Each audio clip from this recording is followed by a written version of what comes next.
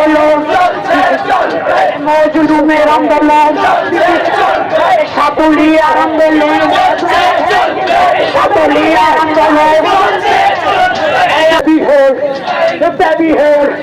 এই আমাদের সংগ্রাম।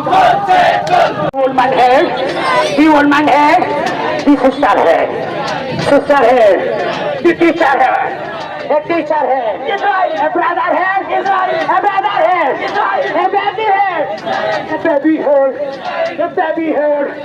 এই আমাদের সংগ্রাম, এই আমাদের আন্দোলন, মজলুমের আন্দোলন। তার আগেও ছাত্রছাত্রীদের অনন্য পার তারা দেখিয়ে দিয়েছে। ফিলিস্তিন বাসীদের মধ্যেও ছাত্রছাত্রীদের অভাব নেই।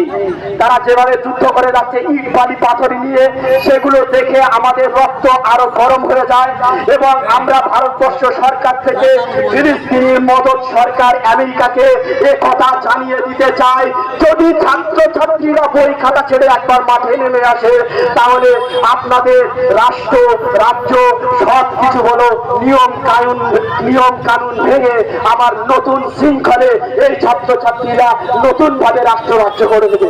তাই ফিলিস্তিনিদেরকে সমর্থ জানিয়ে আমরা একথা আমেরিকার দোষর ইসরায়েলকে জানিয়ে দিতে চাই, তারা যদি অনতিবিলম্বে গাজার গণহত্যাকে না বন্ধ করে আমরা সেই ছাত্র সংগঠন সেই ছাত্র সমাজের পক্ষ থেকে ডাক দিতে চাই এমন মহামিছিল, যে মহামিছিল আবাবিলের ন্যায় এসে কোটি কোটি পাথর নিয়ে পুরো ধ্বংস করে দেবে ইসরায়েলকে পৃথিবীর মানচিত্র থেকে, ঠিক না?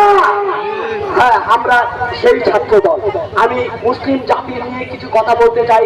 এ মুসলিম জাতি তোমরা স্মরণ রেখো, তোমরা বদরের সেই 313 জনের একজন, তোমরা স্মরণ রেখো, তোমরা সতর্ক রেখো এবং স্মরণ রেখো তোমরা কিন্তু খালিদ বিন ওয়ালিদের উত্তরসূরি, তোমরা কিন্তু ওমর ইবনে ফারুকের উত্তরসূরি।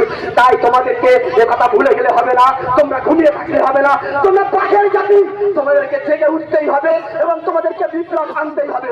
ভারতকে আবার নতুন ভাবে মানবতাবাদী সরকার হিসাবে করতে হবে।